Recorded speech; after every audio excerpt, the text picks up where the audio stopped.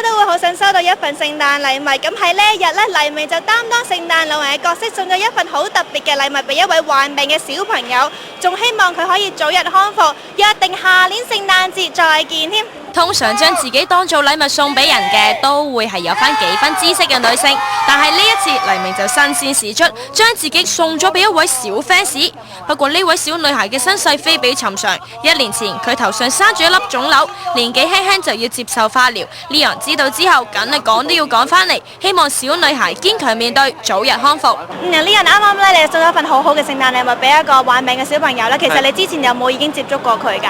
我之前冇㗎，因為我一直喺天山咯。咁佢哋打電話俾我話俾你聽，有個咁嘅小朋友有份咁禮物，希望你送俾佢得唔得？得，冇問題咁。其實佢已經好開心啦，見到你可以一齊過聖誕，係咪先？咁我相信最緊要就係，我諗每一個香港嘅朋友都希望你能夠繼續開開心心戰勝每一次嘅病痛，或者一啲需要自己努力嘅嘢，我哋全世界人都一齊支持你、鼓勵你，同你一齊再開開心心，令到大家更開心。就係你好返嘅消息送俾我哋做明年嘅聖誕禮物，好唔好？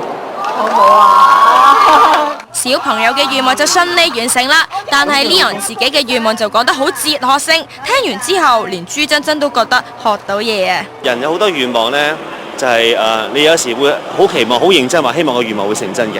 咁有啲願望咧就喺腦裏邊突然間你諗咗一半嘅，佢差唔多將會成為願望，但係未成為願望之間嘅，咁嗰啲就喺腦裏邊就冇去祈禱話一定要成功點樣，咁就過咗。咁反而有啲願望，嗰啲願望咧就會無端成真嘅，即係我覺得係咁咯。另一邊廂 ，Leon 喺台上就提出好多好實際嘅良好願望，好似做多啲運動啊，父母子女要融洽相處咁啊。只不過 Leon 自己都要繼續努力啊。父母子女多溝通，倫常慘劇無影蹤，人人減戾氣添祥和，把自我放下一點點，將他人多想一點點。其實主要係運動啦，適量嘅運動，每日適量嘅運動，15分鐘、20分鐘都好，對身體係最大幫助。同飲多啲水啦。係啊，你一日做幾多時間嘅運動啊？係零嘅。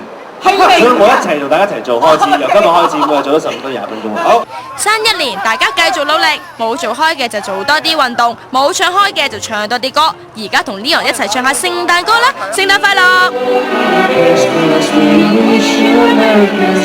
We wish you a Merry Christmas and a Happy New Year.